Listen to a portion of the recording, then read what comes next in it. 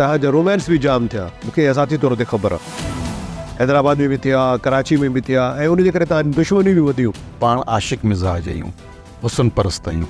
अहिड़ो कहिड़ो किरदारु हुयो जेको तव्हांखे अॼु ताईं यादि आहे त यार ही मां ज़बरदस्त कयो? मिटिया माण्हू।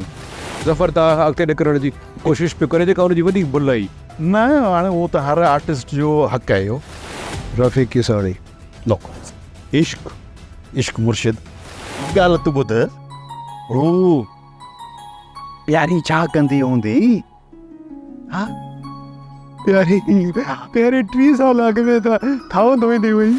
छोकिरीअ चयो, मां तोसां दोस्ती त रखां थी, उहो कतई बर्दाश्त न कंदो, उहो तोखे किथे मारे न छॾे।